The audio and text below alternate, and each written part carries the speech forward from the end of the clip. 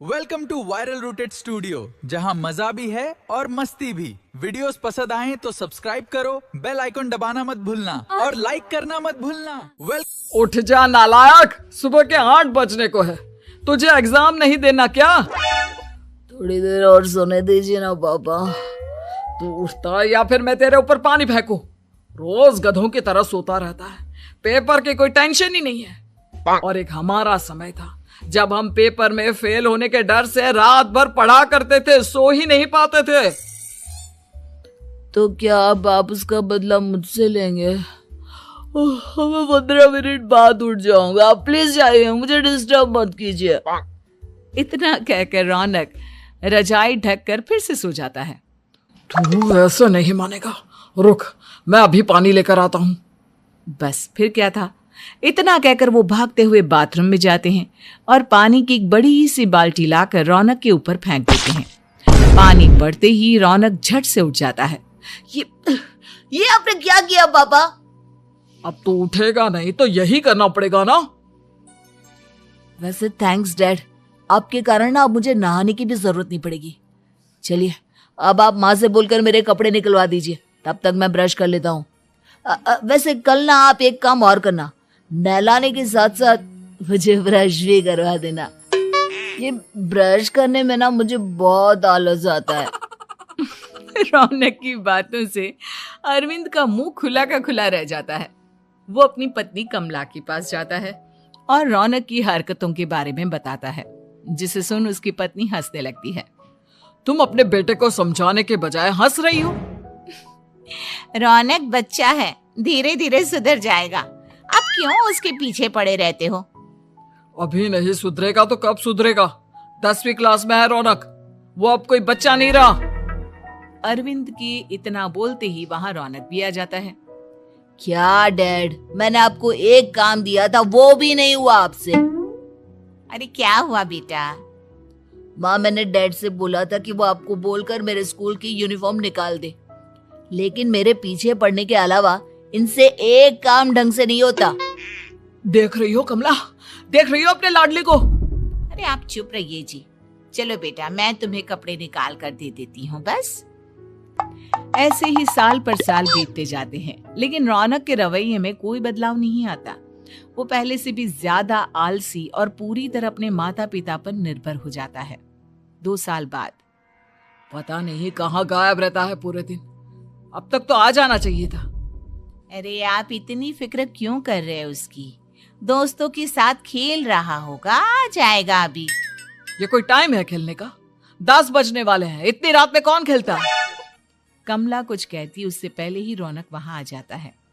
Mummy जल्दी से खाना लगा दो, बहुत भूख लग रही है। तुम्हें तब तक खाना नहीं मिलेगा जब तक तुम बता नहीं देते कि इतनी रात गए कहां से आ रहे हो। ओ प्लीज डैड, अब आप एसी पे प्रद्युमन बनकर मेरे सर पर बंदूक लेकर मत बैठ जाना। अपनी फालतू की बकवास बंद कर और बता कहां से आ रहा है। माँ अब समझाइए ना डैड को। बता देना बेटा, इनको भी तसल्ली हो जाएगी। आप बोल रही हैं तो बता देता हूँ, मैं दोस्तों के साथ मूवी देखने गया था, इसलिए देर हो गई। तो इन सब चीजों में मेरे पैसे उड़ाता है। कभी 1 रुपया कमाने के बारे में सोचा है तूने? जब देखो हवा की तरह पैसे उड़ाता रहता है। माँ अब आप इन्हें चुप करा दीजिए, वरना ना मुझे गुस्सा आ जाएगा। अच्छा क्या कर लेगा? बता ना, क्या कर लेगा तू? वैसे बात तो ठीक ही है, मैं कर ही क्या सकता हूँ। पैसे तो फिर भी मैं आपसे ही मांगूंगा ना।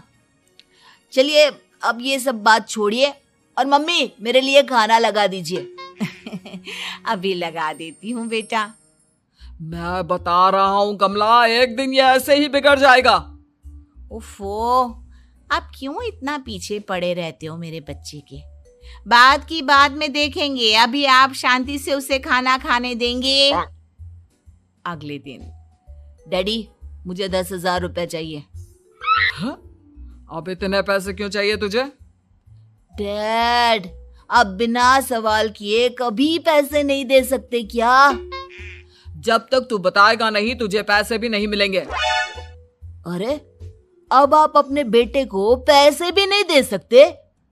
नालायक, तेरी उम्र के लोग नौकरी करते हैं और एक तू है जो नौकरी करने का नाम ही नहीं लेता कभी। आप लोगों के होते हुए भला मैं नौकरी क्यों करूं? अरे हम कब तक पैसे देंगे तुझे? तुझे भी तो अपने पैरों पर खड़ा होना होगा ना। कौन सा उधार के पैरों पर खड़ा हूं? अपने ही तो पैरों पर खड़ा हूं मैं। इसी तरह रौनक दिन प्रतिदिन लापरवाह होता जाता है। उसकी लापरवाही को देखते हुए अरविंद और कमला अपने बेटे की शादी कराने का फैसला लेते हैं और 1 महीने के अंदर अंदर ही रौनक की शादी मेघा नाम की लड़की से करा देते हैं। शादी के कुछ दिन बाद, रौनक, मुझे एक अच्छी सी साड़ी चाहिए, आप ला दोगे ना? हाँ, क्यों नहीं। कितने तक की आती है साड़ी? यही करीब 5,000 तक की। तुम चिंता मत करो, मैं आज ही डैडी से पैसे मांगकर तुम्हारे लिए साड़ी ले आऊंगा। आप कब तक ऐसे ही अपने पापा से पैसे मांगते रहेंगे? कोई अच्छी सी नौकरी क्यों नहीं कर लेते आप? अरे डैड के होते हुए मुझे नौकरी करने की जरूरत ही क्या है? पर आप ऐसे कब तक उनसे पैसे मांगते रहेंगे? कुछ आपको अपने दम पर भी तो करना होगा ना। अब तुम भी बाकी लोगों की तरह मुझे ज्ञान देना शुरू मत कर देना। साड़ी चाहिए ना तुम्हें, मिल जाएगी बस। इतना कहकर रौनक अपने पिता से पैसे मांगने चला जाता है। डैडी, मुझे 5,000 रुपया चाहिए। अब 5,000 क्यों चाहिए तुझे? वो मेघा को साड़ी चाहिए थी।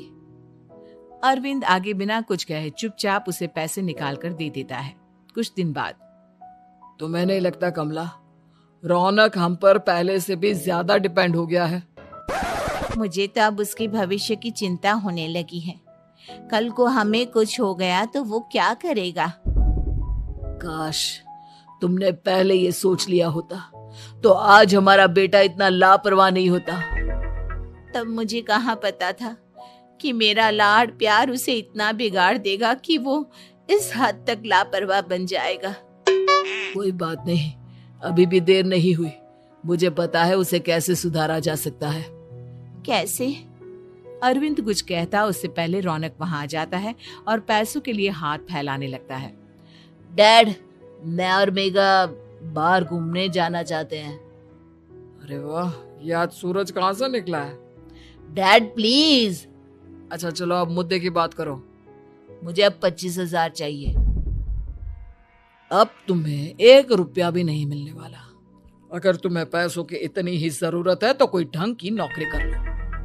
मम्मी, आप कुछ कहिए ना डैड को। बेटा, वो गलत क्या बोल रहे हैं?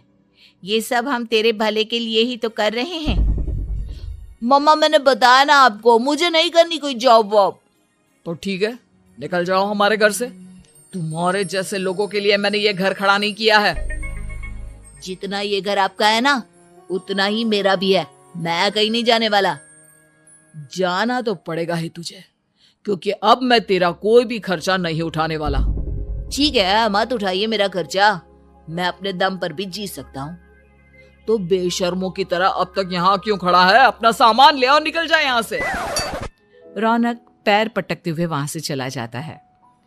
घर से निकालना जरूरी है क्या उसे? बिना पैसों के कौन रखेगा उसे किराए पर?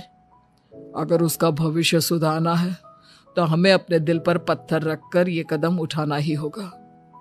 दोनों बात कर रहे होते हैं कि रौनक अपनी पत्नी के साथ एक बड़ा सा बैग लेकर घर से निकल जाता है, लेकिन घर से बाहर उसे कोई भी मुफ्त में अपने घर किराए पर नहीं रखता। अंत में थक हार कर वो फिर से अपने घर चला जाता है। क्या हुआ? थोड़ी देर पहले तो दहाड़ते हुए घर से निकला था, अब क्या हुआ? नहीं रखा ना किसी ने तुझे किराए पर? डैड प्लीज, मैं कुछ दिनों में कोई अच्छी सी नौकरी शुरू कर दूंगा। आप तब तक तो हमें रख लीजिए प्लीज। सुबह से रात हो चुकी है लेकिन कोई हमें रखने को राजी नहीं है। अब आप ही बताइए, इतनी रात को मैं मेघा को लेकर कहाँ जाऊंगा? ठीक है, बहू की वजह से मैं तुझे घर पर रख रहा हूँ, लेकिन तू इस घर में एक बेटे की नहीं बल्कि एक किराएदार की हैसियत से रहेगा। 3 महीने है तेरे पास। इन 3 महीनों के अंदर अंदर मुझे तेरी पहली तनख्वाह हाथ में चाहिए, समझ गया? पक्का डैड, इन 3 महीनों के अंदर अंदर तो कोई बढ़िया सी नौकरी ढूंढ ही लूंगा मैं। ऐसे ही धीरे धीरे समय बीतने लगता है और अरविंद के दिए 3 महीनों में से 2 महीने बीत चुके होते हैं। पापा जी ने हमें 3 महीने दिए थे, जिसमें से 2 महीने तो बीत चुके हैं। अब ये आखिरी महीना बचा है। अरे तुम चिंता मत करो, आज मेरा ना 2 जगह इंटरव्यू है, दोनों में से कहीं ना कहीं तो जॉब लग ही जाएगी। अच्छा, all the best. Raunak interview के लिए निकल जाता है, जिसके बाद शाम में रौनक घर आता है। कैसा गया इंटरव्यू? आपकी नौकरी लगी या नहीं? अरे पहले सांस तो ले लेने दो अच्छे से। बताइए ना, मुझसे तो जरा भी इंतजार नहीं हो रहा है। वो दरअसल बात यह है कि मेरी नौकरी तो लग चुकी है, लेकिन पैसे बहुत कम है। कितने पैसे हैं? 15,000।